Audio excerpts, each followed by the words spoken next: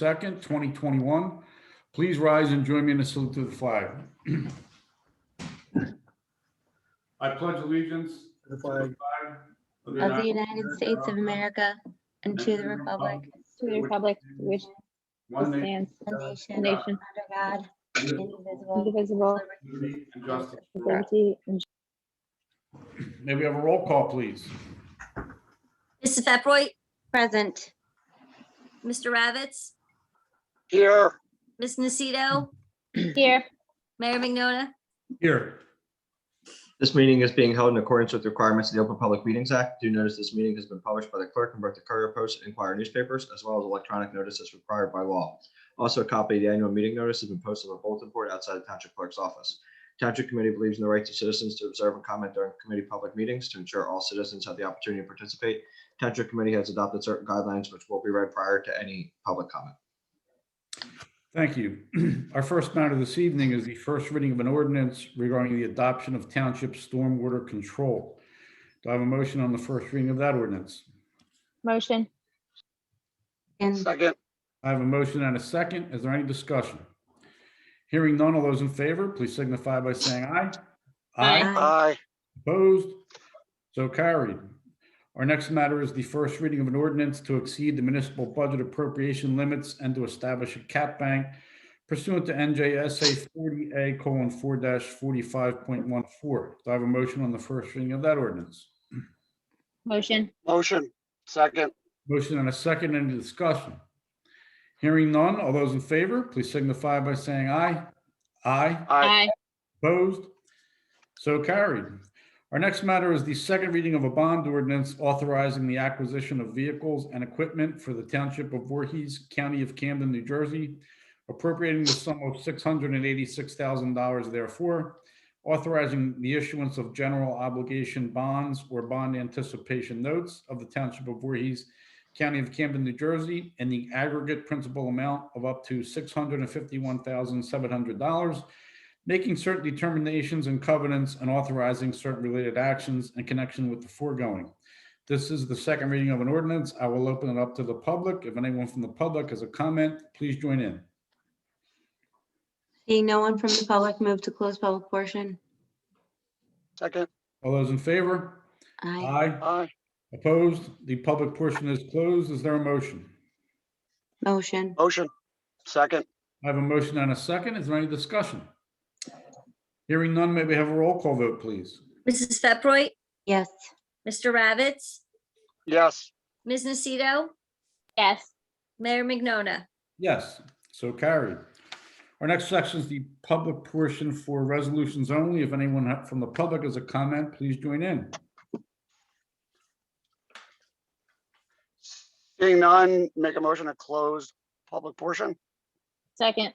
All those in favor? Aye. Aye. Aye. Opposed? Public portion for resolutions is closed. Our resolutions this evening are Resolution 7921, memorializing an executive session from February 8th, 2021. Resolution number 8021, memorializing an executive session from February 15th, 2021. Number 81-21, adjusting records of the tax collector. 82-21, adjusting records of the tax assessor. Resolution number 83-21, authorizing membership in a mutual aid and assistance agreement between Voorhees Township and participating units. Resolution 84-21, approving a performance bond for Partnership for Successful Living, Block 270, Lot 30. Number 85-21, authorizing application for Program Year 2021 Community Development Block Grant for the Township of Voorhees, County of Camden, State of New Jersey. Resolution 86-21, awarding a bid for sewer pump station mixers and control panel part kits to Reiner Pump Systems, Inc. And resolution number 87-21, acknowledging certification and compliance with the United States Equal Employment Opportunity Commission's enforcement guidance on the consideration of arrest and conviction records in employment decisions under Title VII of the Civil Rights Act of 1964. Do I have a motion for approval of those resolutions? Motion.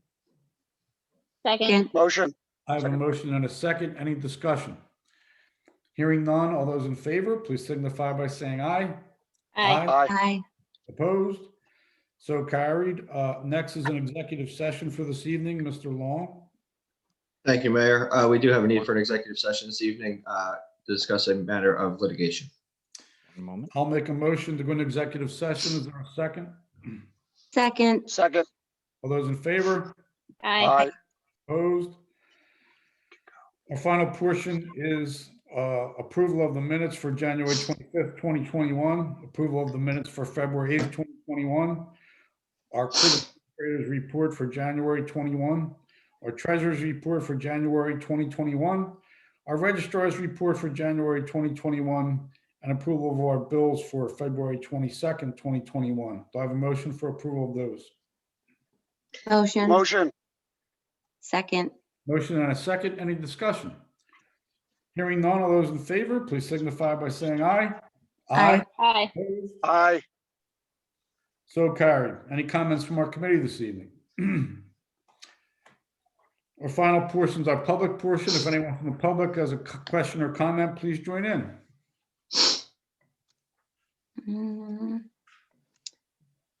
Seeing no one from the public, move to close public portion. Second. All Second. those in favor? Third. Aye. Aye. Aye. The public portion is closed, and we will now adjourn into an executive session. Thank you. One moment. I will place you all there.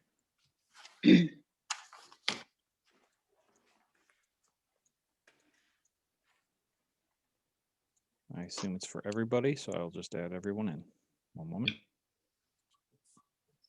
Just go ahead and join the room.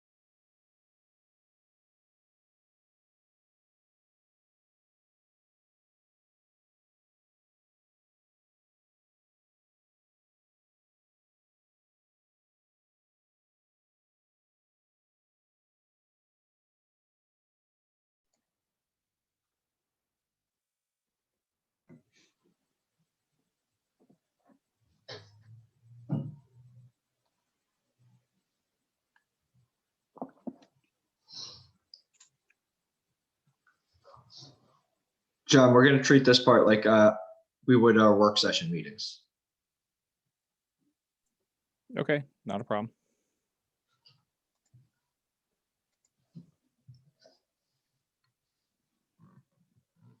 Everybody here? Looks that way.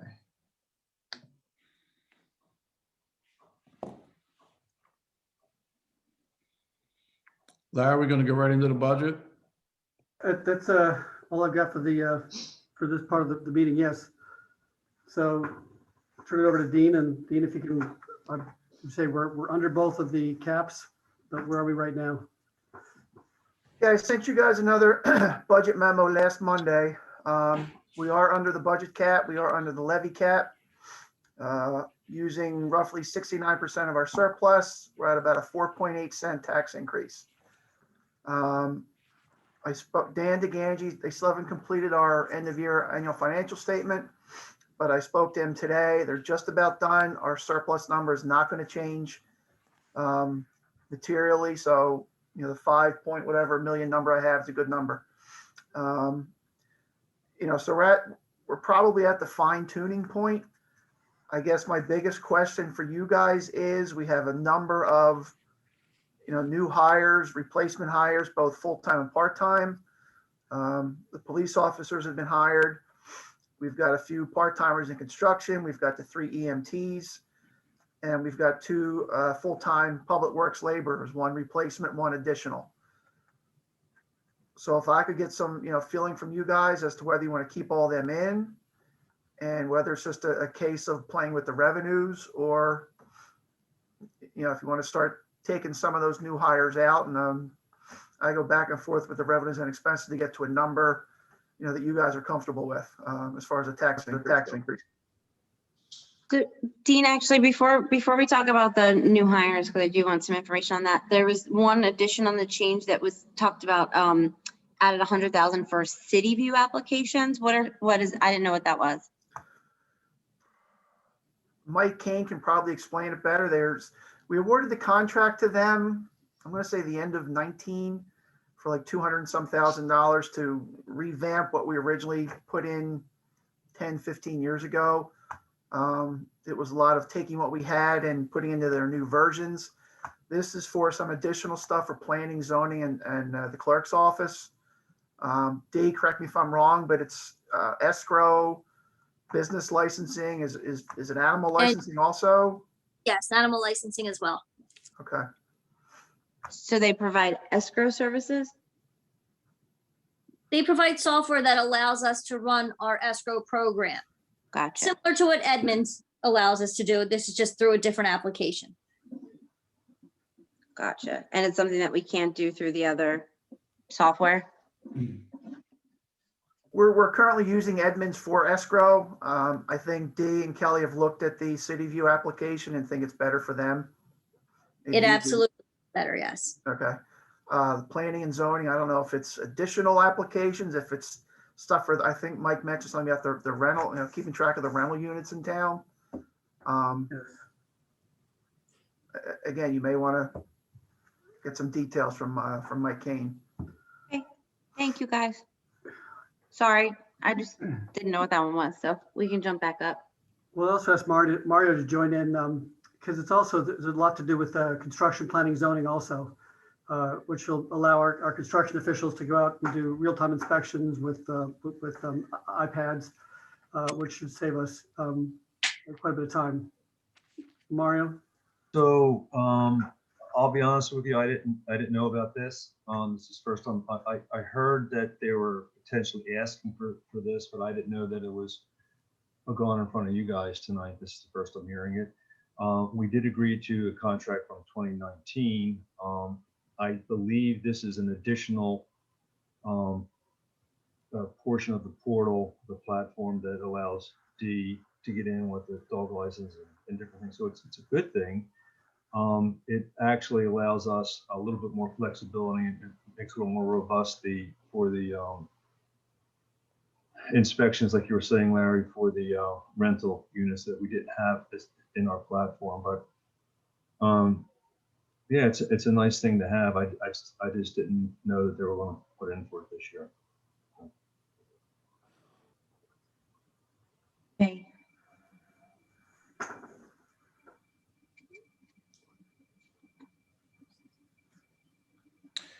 Lou, do we need three new EMTs? So you can tell by some of the overtime numbers that we're certainly short-staffed there. I think we hired 2 last year when we were expecting to do 5. So I just came back for the other 3 this year. And we're still going to be short, so we'll still have some overtime, but we won't have nearly as much. I think it's more of it's a transfer of the money. I think it's all still going to be in the budget because it'll be in the overtime number. If we don't hire them, we're going to pay for those hours no matter what. We're just going to pay the time and a half rate or the rate of a part-timer, which we've had a lot of issues with part-timers and COVID because a lot of their full-time employers or other employers were not allowing them to work other places. So it created some more full-time overtime. Larry, is the new DPW labor a replacement or an additional hire? There's 1 replacement, 1 additional. I would support the replacement who Phil Connors retired halfway through last year. I'd support replacing him, but I would put off a new hire for at least a year. Which one was that? I'm sorry, I didn't hear DPW. Mayor's question. DPW, the Oh, last. the laborer, Dean, do How you about- still have an extra record clerk in there for me for this year, a replacement? Yes, replace Yes. resignation. So I will cut, you can bring that all the way down to the 4th quarter, end of the year, and I'll evaluate even if I need it. As the year goes on, we've been doing okay without it. But I don't want to, I'll come back really late 4th quarter if something comes up, and I'll brief committee long before the 4th quarter if I think I'm going to come back for it. Okay. And how about the construction clerks? There was like an as needed as well as a replacement, or they were both new actually, right? The inspectors are on an as needed basis. The part-time construction clerk would be to help out Rebecca. She's our technical assistant and she's the only one. Are we behind on construction applications? Mario? Mario? Mario. Yeah, sorry, it took me a second to unmute. Yeah, I mean, so 3 years I've been here for almost 4. I've been trying to make a change in that department or add to it for 4 years. That department is doing more inspections and more work than it did 10 years ago. And we have like, I don't know, being 4 or 5 less people in that department in total in construction, planning and zoning. So, yeah, she is beyond swamped. She's way over her head. She is drowning. And she's an extremely hard worker and a very diligent employee. Who is she? Are you talking about Jackie? Rebecca. Rebecca. Rebecca. Okay. Sorry. I wasn't sure who we were referring to in terms of She's like she's a taco. She's the technical construction officer. So she is, and there's a lot of things she can't get done during the course of the day. So we actually pulled Andy Sheldonhammer over from doing what he was hired to do in order to do some of these rental inspections for her to get her to free up some of her time. So he does about 13 to 16 a day that she was doing on her own. So the idea here is to it's not much of an additional increase. The plan was to we had Corinne, one of the other gals that are there, was in our zoning office, went to school, a TACO training school, a technical construction officer training school, got her certification, was a fairly intensive class in order that she could be a backup. Wendy used to be Rebecca's backup, but she's been out for a year because of her kid. So there's no backup to Rebecca, and it's definitely causing a logjam back there. It just absolutely needs to get done. Are you required to have a TACO certification? That's all I'm gonna talk about now forever. Yeah, Are you required to have one to be a construction clerk? We have one. We're only allowed to have one. She won't be an assistant. Evidently, there's not a title like assistant taco in our office. So we're just making her. I can't. I know. The head taco. Meat or chicken. Technical assistant to the construction official. Right. Yes, yeah. Okay. So, so we're going to make, Corinne's actually going to continue to do her current job. And then also she needs about 50% of her time or so to back up Rebecca when need be in order to get some of the backlog moving forward. It's that department needs a lot of, it's been a battle of mine just to get this thing to where it's at. They're very proud people back there. Even our construction official, Colin, he took over after Al left, and he needs several additional inspectors. I mean, he's working to 8 o'clock at night getting his inspections done. So there's a fair amount of work that needs. They're very proud people. They won't ever say they need any help, but it's been necessary for years. Yeah, my opinion is that if everybody's there and everybody's healthy, it goes smoothly. But if anybody's sick, it was on vacation and was not feeling well, if there's COVID, if they've got childcare issues, it just seems like we're always kind of. There's no redundancy built into the system there. There's no redundancy. Rebecca goes on vacation. The construction office pretty much closes down now that Wendy's gone. Not coming in. Well, maybe you two should step back there and help. Yeah, if I had a technical degree in construction, I'd be happy to. If you were a taco. You become a taco, Mario? I'm only a beef burrito. He's just nacho. That's it. Sorry. Nachos He's is just a nacho. That's great. You'd definitely be a soft taco. good. Ooh. Oh, no. So is there anybody in any of the other departments, kind of like what Andy was doing, who can come pull in to at least do the clerical side, if not the, taco side that requires training to assist in the interim? I mean, look, How much is going to be on the budget? I'm sorry, I missed that part. Well, so I don't, there was not a total, there was a total before, and then these were the new hires that stayed in. So they were just looking, but my view is I'm just looking to try to understand all the new not replacements, all the new hires. So anything listed as a new, I'd like to understand, the support for needing a new person. The replacement people, I don't have any issue with. I'm not sure if there's any new people. Dean, is there new people? Well, Colin wants to bring in a couple part-time inspectors for when we do fall that. behind. Oh, yeah. They don't work, they don't get paid. You got to remember this office is funded through construction fees. So for the most part, it doesn't affect your tax rate. If this year, revenues were to fall because we're not getting the construction activity, then these guys have no inspections to come in and we have no reason to pay them. But also 2 years ago, we had both Al and Steve, and now we just have Colin. We had Al, Steve, and Colin. Right. Yeah. We're way down in that department, and we're jamming ourselves up here. And you're going to start getting a lot. You guys at committee level, you're going to start getting a lot of complaints that things aren't getting done quickly enough. So We already do. well, I know it's going to get worse. So I guess then what's the difference between the inspectors that you guys just described and the clerk that we need? And do we need it says a part-time clerk. Is there nobody else who's capable of splitting time between another department to provide the support for the construction office in the meantime? I think Wendy, Jackie, Stella, and Corinne are already sharing time, aren't they, Mario? They are. They all. Everybody splits it up. Everybody works nicely together back there. But I mean, you have a situation, during COVID here that we lost one of our full-time employees. She works at home, so that puts a tremendous strain. She's not available to help offload some of that stuff. So the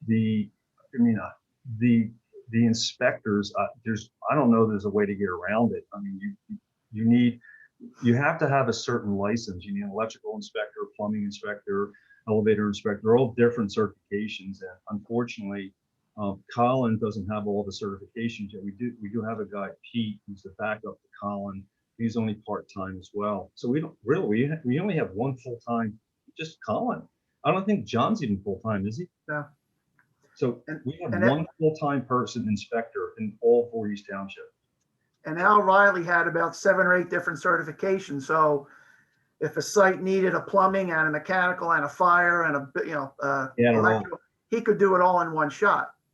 So Colin's looking for somebody that has multiple disciplines. So, we don't have to, tell somebody, hey, we're sending the electrical guy out tomorrow, but the plumbing guy can't make it out till the next day. So you're gonna have to be home twice. So he's looking for somebody that can get it all done in one visit. Yeah, Yeah. that's a good point, Dean, because I know people do get upset about that. So that is a good point. Yeah, and the part-time administrative person, clerical, I think we're okay.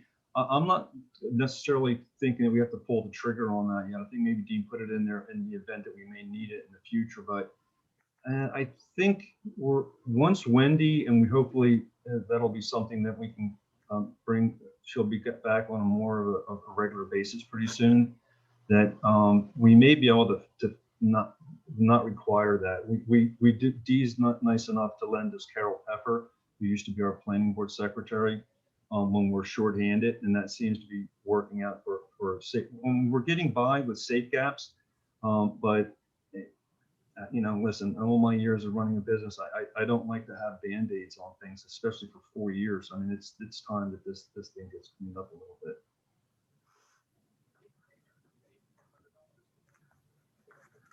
But so the clerical person, I think, I don't see an immediate need for that.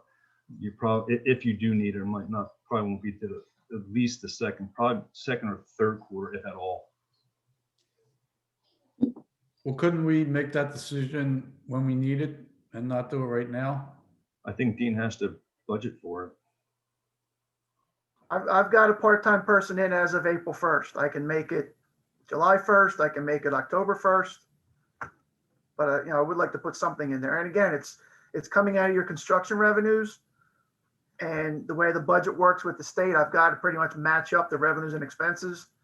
So if I back out something from the expense side, I got to, lower the revenues anyway. That applies to the clerical position, not just the inspector? Yes. Any We're construction expense. We're not supposed to make money there. And if the state says, finds we are making money, they will come lower our fees. The state. So how do we allocate when we have people sharing work, like when Stella goes back? I do 20% of Jackie, Corrine, Stella, and Wendy. Figure, 1 day a week.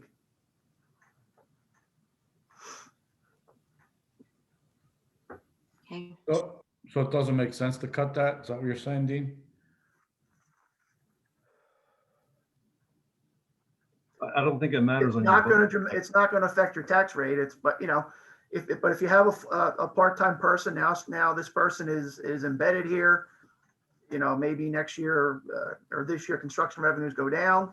Are we stuck with this person? I just want to give you guys a heads up that we're looking to add a body in that office. It's I'd rather wait and see after, we have a continuation of vaccination rollouts, if the person from home can be back in the office at some point this year before we make a determination to put another potentially permanent butt at a desk.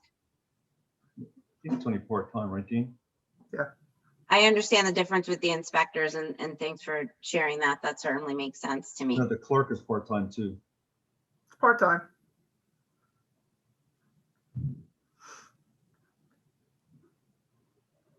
You want me to make it fourth quarter? Why don't you match it up with the police records clerk as a fourth quarter potential? All right. Fine.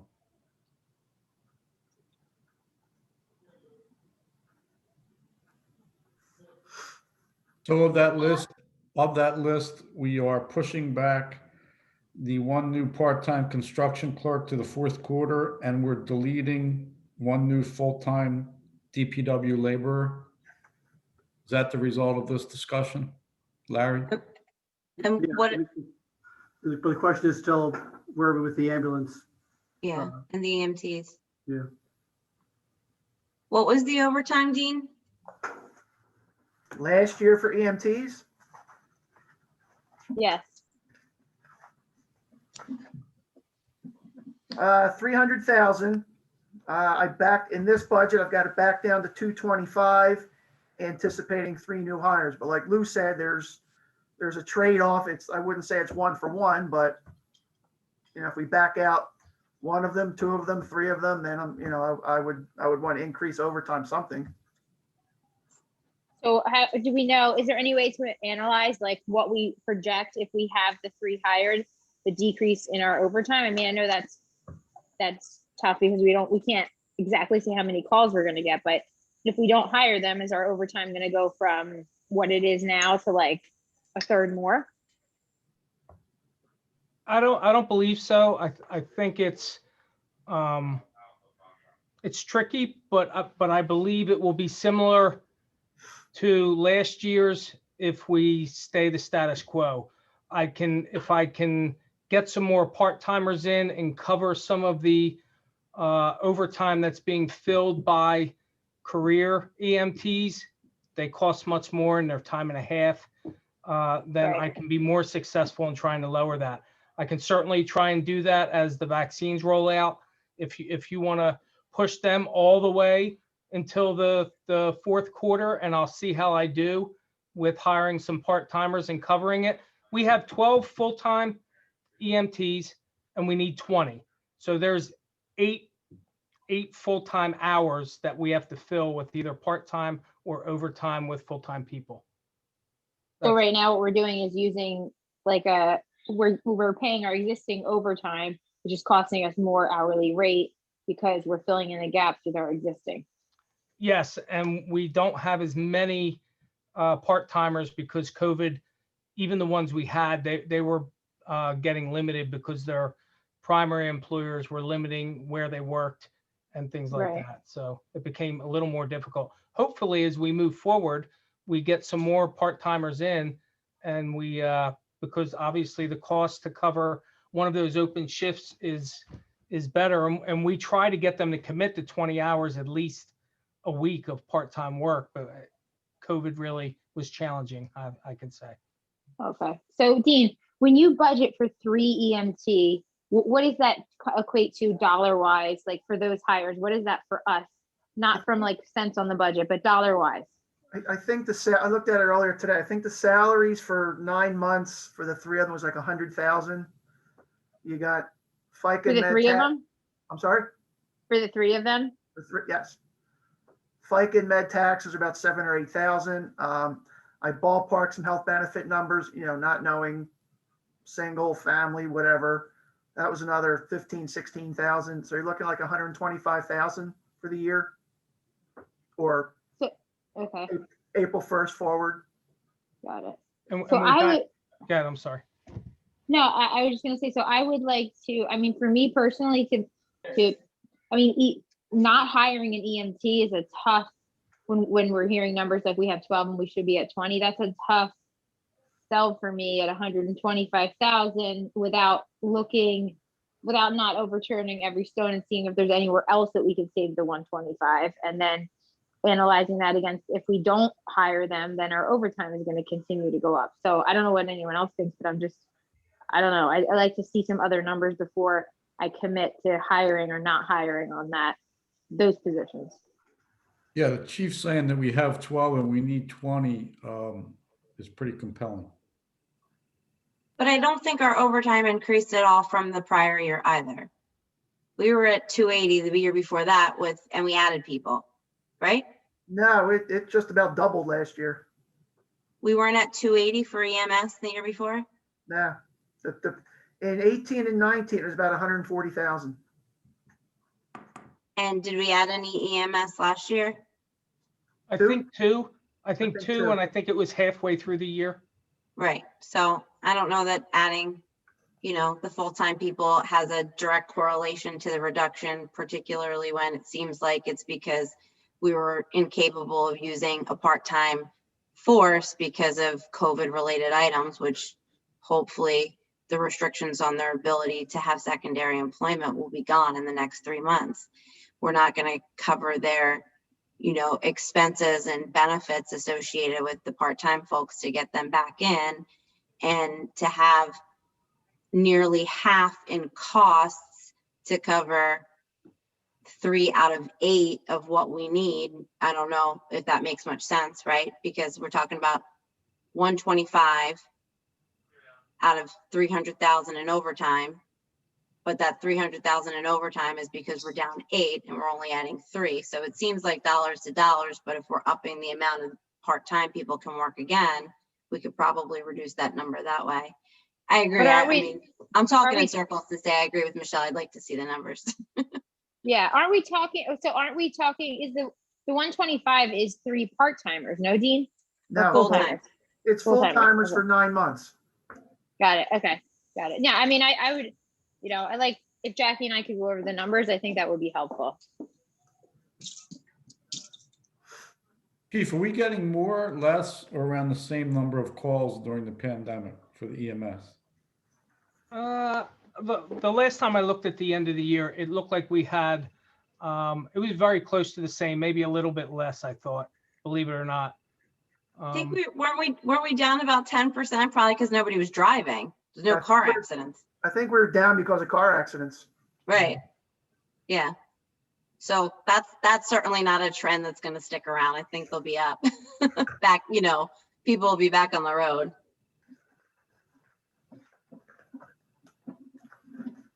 Okay. I think Dean did back, with hiring 3 of the 125, he backed 75 out of the overtime budget. So I think the nexus is 50 at that point, if we can stay at the 225 for the overtime. Gotcha. Yeah, and I mean, it's a guess, Lou. Right, no doubt, trust me. Who's going to get hurt?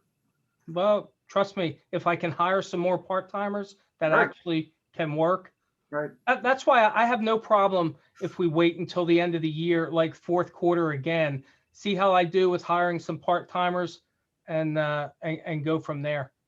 Are we able to just hire some, like, more part-timers instead of the full-timers? Or are you concerned that we won't be able to get, like, the head count with just offering part-time positions? So no, we normally, like before this, because we became very competitive with our hourly rate, it was horrific before. I think we're $18 or $19 an hour. So it's very competitive with other part-time EMT positions. So the real problem this past year was COVID and getting people to work second jobs. I'm hoping that it will be different, and we can hire some more part-time people. Even some of the part-timers we had were not working near the hours they did the year before. Got it. So if I could just ask, forgive me for beating a dead horse here, but what do you have budgeted for part-timers, Dean? Like for part-time, do you have anything budgeted for part-time hires? Like if we kicked it down to like December, would we be in a position to hire part-timers? Like if Jackie said things start to improve later in the year, like June or July, and we decide we want to add some part-timers, will we be in a position to do that budget-wise? I still have a number in for part-timers, and that number's really been a swing number the last 4 years because they've been coming and going like crazy. Last year we budgeted, 2 years ago we spent 450. Last year we spent 300 because we couldn't get them to work. So this year I got 330,000 in for part-timers. But like Lou said, between the full-timers, the part-timers, and the overtime, there's so many hours, there's so many shifts that these people work. It's one or the other. Hey, Lou, the question I have, I got to assume all these EMTs were one of the first groups to get vaccinated. Were they all required to get vaccinated? There's no requirement in New Jersey for anyone to get vaccinated from Judy Persicelli, the director of the Department of Health. Right, so it's just made available first to all the first responders. That hasn't freed up any more of these people to come back to work for us? The part-timers, you mean? Yeah. They were getting restricted from their other employers to only have to be able to work in one place. Understood, but Yeah. even after getting. No, I haven't, believe it or not, I don't know the numbers for EMTs, but the fire department as a whole, there was a significantly low number that actually got the vaccine. which Mm. I was shocked at, but they did. I think another, sorry, I didn't mean to interrupt you, but I think another critical point is not just the vaccine. I think it's like what we're seeing potentially in the construction office, which is like the childcare issues for people, especially part-timers, like what we need for, you know, to evaluate things, as Jackie mentioned, like with the vaccine, but also with, you know, schools reopening and kids being back in school, because I think that is changing family dynamics about who can participate in part-time employment and who can't. So listening to Dean, and I've seen these numbers before, we have in excess of $500,000 in the budget between part-timers and overtime. Yes. If you do the math, I haven't done it in a couple years, the cost of the 8 full-timers is probably close to that, depending on how medical goes. So when you fully staff, you're still going to have some overtime, just like, you know, fire and police, of course. But when you fully staff, you have a better shot of managing what your overtime number is going to be. Right, there's less, it's more predictable is what you're saying then. Completely, Right. yes. I don't Yeah. deal with all the variables associated with COVID and the part-time employees. So that, I have a question. Would we be, if we were gonna, let's say in a utopia, we were gonna go to the 20 EMTs, could we keep all of our systems intact and then outsource the rest and do some kind of hybrid plan? And that way we're not affecting existing employees, but we have the supplement from outside the system. That, like other doing EMT work for other jurisdictions, you mean? Like shared service? no, outsource.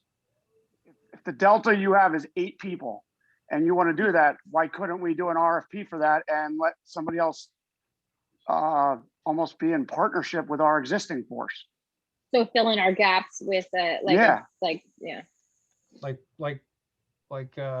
Public Works does, kind of. Yeah, but no. That would Yes, but probably no. be the Yes, 'cause you're part-timers not that using- we, Because you're not using labor ready. We're gonna Yeah. use a hospital or one of those meta, whatever. And we're not married to anybody, but on the flip side, we're not,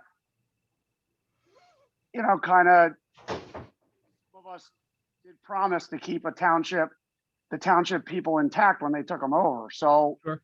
that would kind of satisfy both. I'd actually be interested in what Harry would have to say about that and think about it, because he's very, very good, as everybody knows, with the budget and all this stuff. it's kind of what we do with the part-timers. It's kind of what you're saying, only just going to a different source. But paying $18, you know, thankfully in our civil service system, those EMTs are allowed. We're allowed to hire them based on civil service, which is like the only area that is not a competitive hiring spot, EMTs, Right. for whatever reason. So, but I'm willing to look at it. I don't know how we would structure that, but I think, you know, that's a good idea, especially because we sort of talked about exploring options for EMS generally anyway. I think, you know, certainly Harry was wanting to look into that, but if this is an area that we could potentially legally do it, it probably does make some sense, because if I remember too, Lou, you had it, even though obviously we were using overtime, even with our group, we were still hitting over 90% of the calls, right? So it wasn't like we were tapping into those shared services with Cherry Hill or wherever, unless they actually just happened to get there first, you know, because it was Evesham, but not because we were understaffed. So if we were already hitting it with the way that Lou had to juggle it this year with the overtime, the lack of part-timers and all of that, then I certainly think we could continue the quality of services by maintaining our core, so to speak,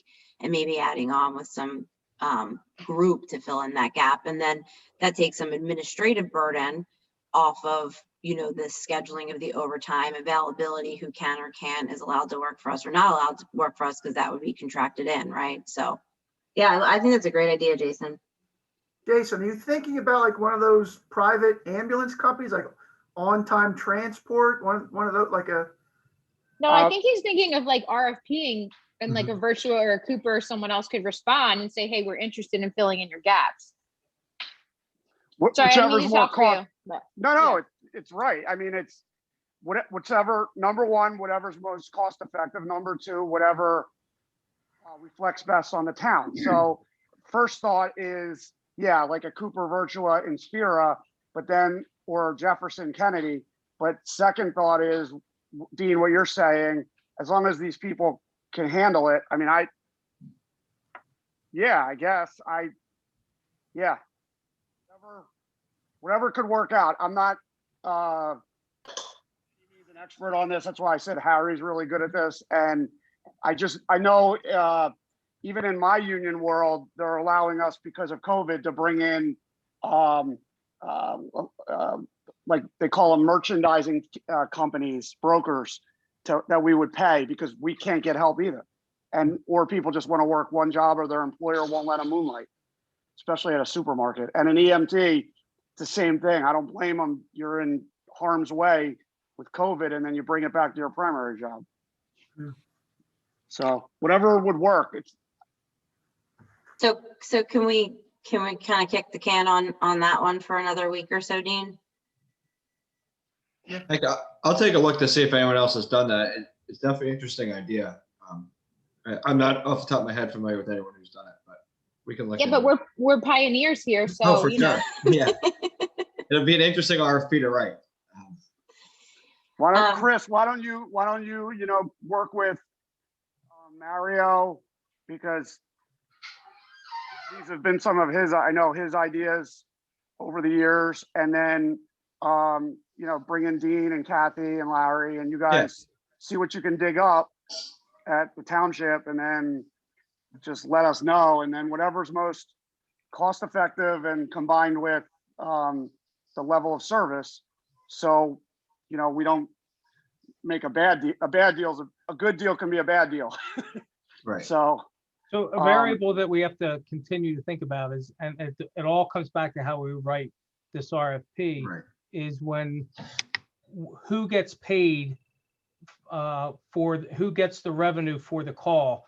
When Voorhees ambulances are not answering the calls, say when someone comes in from another jurisdiction, if we contract out to someone, they're going to want to capture the fee. So our revenue will go down if we do that, is my anticipation. But again, a lot of variables to this. That's something that I think should be on our forefront about the affecting our revenue stream. And something else to consider at that too would be maybe we want to outsource 100% of the billing and collection, and maybe just have them collect like they do for residents and non-residents alike, to keep that uniform as opposed to sort of the historic way it's done. It's outsourced already. it's outsourced now, Jackie. Yeah, we but RFP to a it was a company. mess.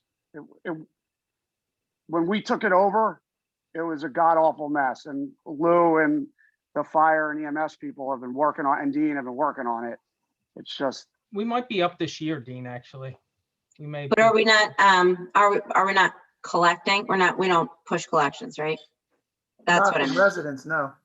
No, not on residents, but on everybody else, yes. I think it's DM Medical, is that the name? Yeah. PM billing, yeah. DM Billing. They're like the Gotcha. rest of them. They just try to scare people to pay, but we don't mess. I don't really think there's a lot of towns around here that try to collect beyond insurance from residents. Well, then to Lou's point, that is an important distinction that needs to be made, because Yeah. if my next door neighbor happens to be using whoever our contracted service is and they push collect and are my next door neighbor, and I call the next day and I happen to get a Voorhees Right. car, that's a Yep. problem. Yeah, true. Yeah, that is a Why don't you problem. guys, why don't you guys dig through it? Why don't you guys dig through it and you guys see, Lou, you're obviously involved too, and just you guys see what you could come up with. Just try to figure. I mean, I guess we got to try to figure out some things like this. And not to put too fine a point on it, but Michelle, I assume I'm correct in saying this is an internal discussion so far. Mm-hmm. Yes, that's right. It is an internal discussion so far. Yeah, but this is not. that is a very good highlight. This is an executive session, okay? Is Mario in Right. this? Is Mario in this call? This Mario's is an here. executive. Mario's here. Means, Yeah, he is. means it stays in Las Vegas, Mario. So He is that, knows. Is that all the new hire? Did we go through all the new on that, or there's one more new? The only other new that I know of was a second part-time fire inspector. We had one retired, we replaced him. I think we replaced him with Brian Kennedy. Now Brian Kennedy's gone, so right now we have none new. Right, we're trying to replace that person. Yeah, Brian left. Do we need one and a half, two? Probably 1.5. I mean, It's one part-time. one absolutely part-time, and I would say the other half, and I don't want to complicate things, but something that we were considering is if we brought in the second one and we're able to manage it, maybe we take the fire inspection away from the township, because I know they're bogged down with that for their COs, and maybe have the new fire inspector pick up some of that slack on a part-time basis instead, to lighten the load in Mario's office there. But I know I couldn't do it with one on a part-time basis, but two, we were going to evaluate if we brought the second one in for part-time hours to see if it's something we could add that I would bring back to committee at some point and make a recommendation. But without having the second one, I would never be able to evaluate. Okay. Dean, when do we need to introduce by? The end of March. Or your first meeting in April. So we're meeting in March the 8th and the 22nd. You're supposed to have it done by March 30th or your first meeting thereafter. So Which is April 12th. March 22nd or no later than April 12th.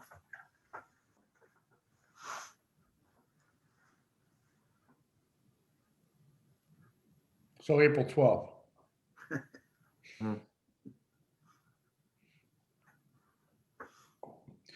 I feel like that's like Easter, isn't it? Or Easter week? Easter It's on Monday? Sunday this year. It's on Sunday this year. I know. Easter's on April 4th. Easter Monday is the 5th. Yeah, it's early this year. Larry, you guys closed for Easter Monday still? Still, No, they're closed for St. Patty's Day. we're here Good That's Friday.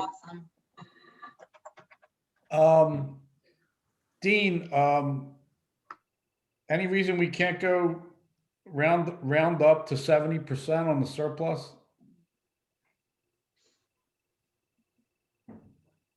Since we did that. If that's a number you're comfortable with, it's certainly not out of our historical range. Well, we're in sort of a unique time. So, I mean, is there any reason we can't go above 70? No, I mean, legally, no. Again, is there a number tax rate wise you guys are thinking? Yeah, the lowest possible amount for residents. Where are we now? 4.5? 4.8, which is I mean- about $120 to the average home. 487. So well, I know you got to run the numbers with a couple of new part-timers that we just talked about, at least kicking them down to fourth quarter or what have you, and the surplus, but what does 3 more points on the surplus, what's that equate to number wise? 3 more percentage points. Mm-hmm. Where was I? So 71.9 times.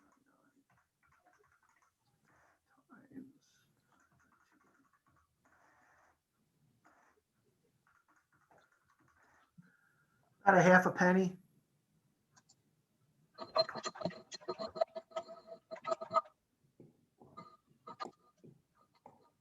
And then Dean, at 70%, what's the dollar amount in surplus compared to last year? I understand the percentage is different because the amount of surplus is bigger now than last year.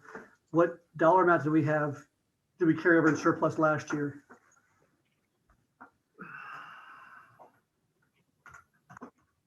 Dean, also the federal government just changed the FEMA reimbursement to 100% for COVID. It was at 75. I think we're got approved for what, like 80 grand recently? Yeah, Jim Poland said 78,000, I think. Yeah. And where does that, Chief, where does that go specifically, or Dean, like in the budget, where does that go? Like, does that help offset some of our costs for like having to outfit things, or like, where does that go? Where do you allocate that? The 400,000 we got last year, I just put right into Myrna, miscellaneous revenue not anticipated. That way it would go right to surplus at the end of the year. So we got a bump to surplus that we weren't expecting. I'm sorry? We got a bump into surplus that we weren't expecting. Yeah, And how much did you have any spending last year that we weren't expecting? I mean, from the numbers I was looking at back in April, May, June, we spent about 100,000 of maybe a little more of hard costs for COVID supplies and the cleaning, the disinfecting.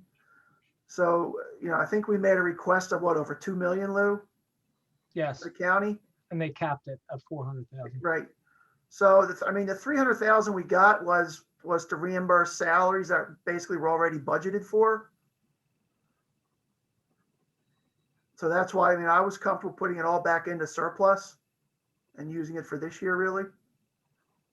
Right, but if we can use, I'm just saying, if we can use, like, to the mayor's point, if we could up the amount that we're using from surplus, and then, especially since we had an inflow that we weren't expecting, and still be able to accomplish some of the things that we need in some of the departments in terms of human capital, then it might work out.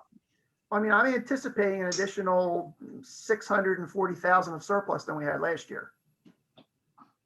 As a revenue. Got it. It's the same percentage of a much higher number. Right. Dean, did you say if we went to 73 more percentage points, it's about a half a cent? Yeah. So with that and some of the other things that we're playing with, or could we potentially get down to 4? I think we can get down to 3.9 without that much. And all the departments have kind of re-reviewed and did a hard crunch on budget asks already. I'm sorry, what's the first part of that, Jackie? Did everybody sort of do the re-review that we did last year and did a hard crunch on absolute necessity like we did last year? Like everybody, department heads, or everybody here? All department heads. No, no. Again, it would come down to, me and Larry sitting down with Lou, maybe Jim Poland, Joe Lavallo, looking at the capital list, maybe cutting some things out of there. We've looked at the hires. Other than that, it's, pretty much status quo on the expense side.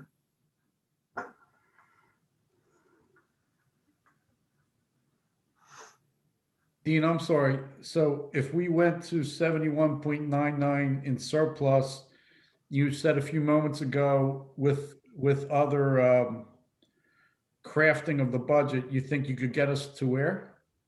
If you knock out a penny, we're down to 3.8, 3.9.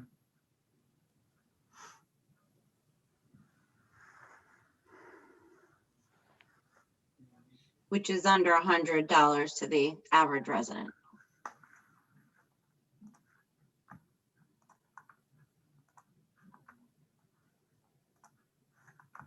Yeah, hang on a second with that.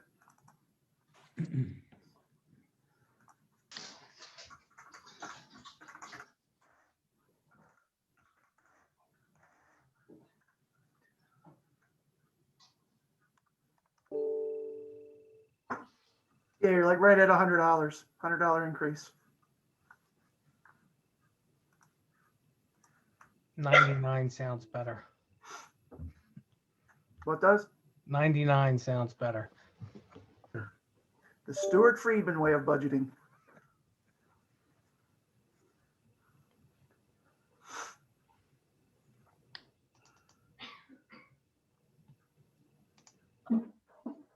Would I be completely out of my mind if we went to 75%, Dean?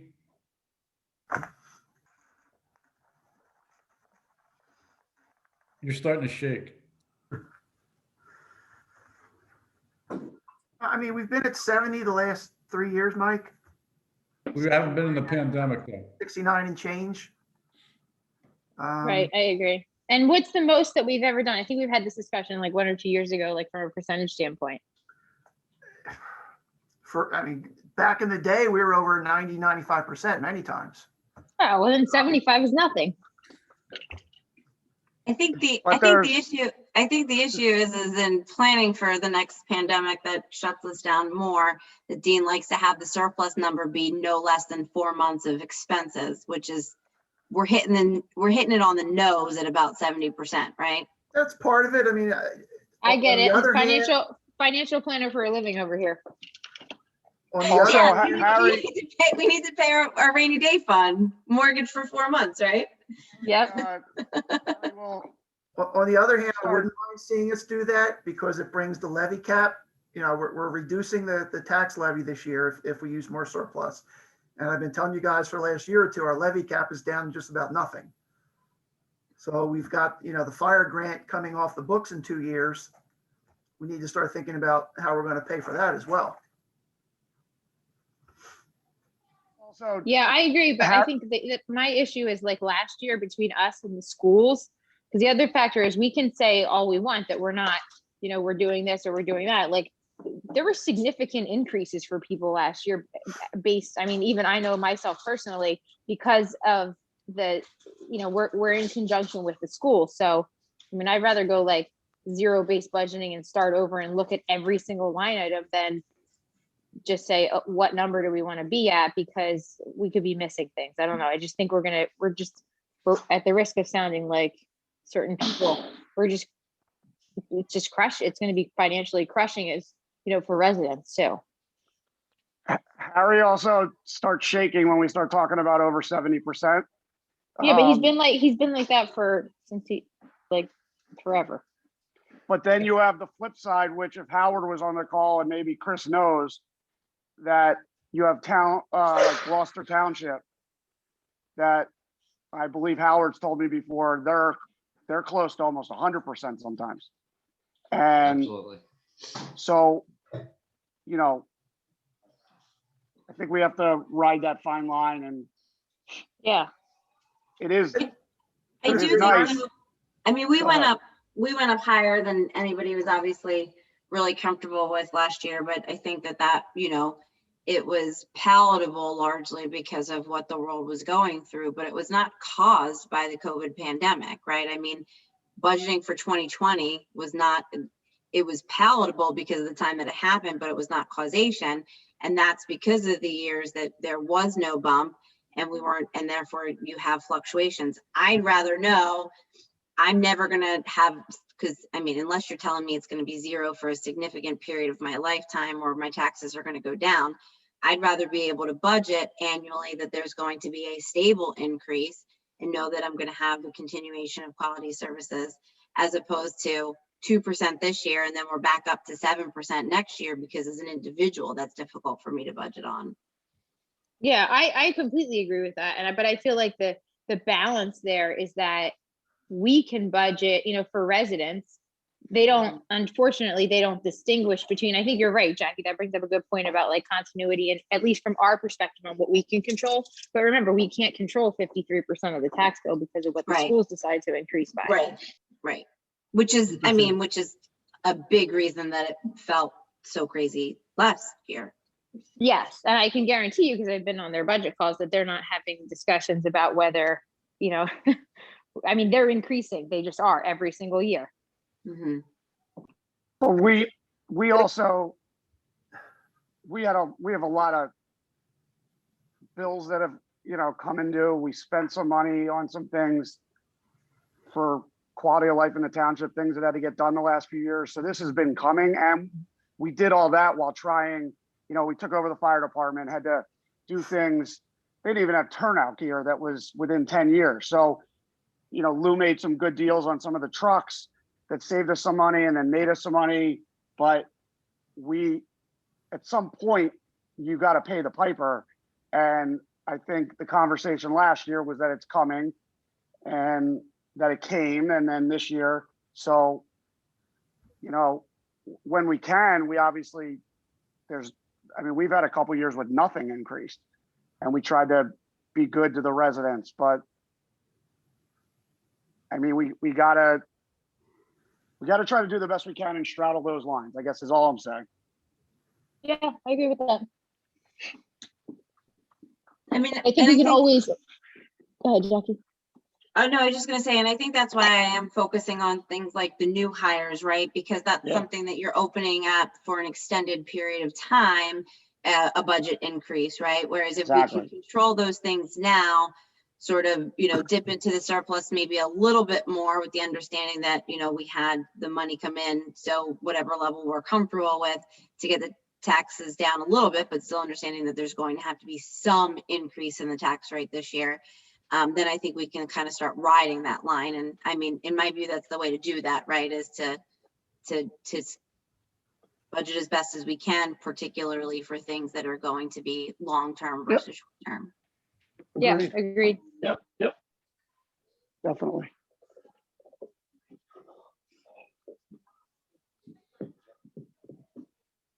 So am I hearing right now today, get it to about 3.8 cents, and if it's using 75% of surplus, then so be it? I'm good with that. Yep, I'm fine with that too, if we can see what the numbers look like, but also obviously see what that involves Right. to get there. Yeah, anything that we can play with to come down to keep the surplus closer to 72 than 75, I think I'd be happy with. I think that, like Jason said, will prevent Harry from having a heart attack. Yes. But certainly, making. Harry can push that button he has. No, just. Well, just a thought about surplus, guys. Jason, you mentioned, there are towns that use 95% a year, but what that also means is they're replacing it where they can use 95% every year. Our number's been 65 to 70%, and we're replacing it pretty well, and we're able to use 65 to 70%. If we go to 75 one year, as long as that, if that's going to be the new number, then we're going to have to start replacing a little more so we can continue to use 75%. Okay. Gotcha. These conversations are very educational. And exciting. I'm like, let's just cut the whole construction department. We can't make a profit off of it. Right. Like, I mean, I'm like profit loss center. That's all my brain is screaming right now. Jackie's like, wait, why do we need construction? There's no room to build anything here. People are living on top of each other. Yeah. Open space. And we made more money there last year than the year before. Oh, because everybody's home building stuff Yes, in their yards. yes. That's why. Yeah. Absolutely. And they all paid their taxes. And our collection rate's above 99%. Yep. Yep. No, I think obviously I'm completely teasing. I just, like I said, did not know that about that side of the budget until today. So thank you. You can make money, you just can't make a lot of money over a long period of time. Or they'll tell you to cut your fees. Gotcha. All right, Michelle, you can tell all your neighbors the pools are fine then. Yeah. I know. No one wants to go to the Voorhees Swim Club, but everyone's putting one in their backyard. I don't understand, but okay. Yeah. So we're gonna put the ball in Dean's court, and Lou and Larry to play with the numbers and come back to us at our next meeting at or around 3839, and then we go from there. Is that the plan? Sounds good to me. Heard. And also, Sounds Dean, good. if you could get us the numbers on the playing with the EMS, or I guess, no, I lied to you. We don't need that anymore because Chris is going to start the conversation on the plan Jason proposed. So I don't actually need to look at that because that will just confuse me then if we go down the other path. Also, Dean, we appreciate you being here tonight based on. Yeah, thank you. Yeah, Thank you. really, Dean. Thank you. Thank you, Dean. Thanks. Is that it, Larry? That's all I have, unless there's anything else for the good of the order. For who? He's watching Star Wars. The Mandalorian. All right. Enough. He just said the good of the order, didn't he? So I think he's watching Star Yes. Wars. Yeah. Enough with the tacos. All right. All right. Have a good night, everybody. All right. Bye. We can just leave, right? Yeah, we're Yeah. good. Good night. Good night.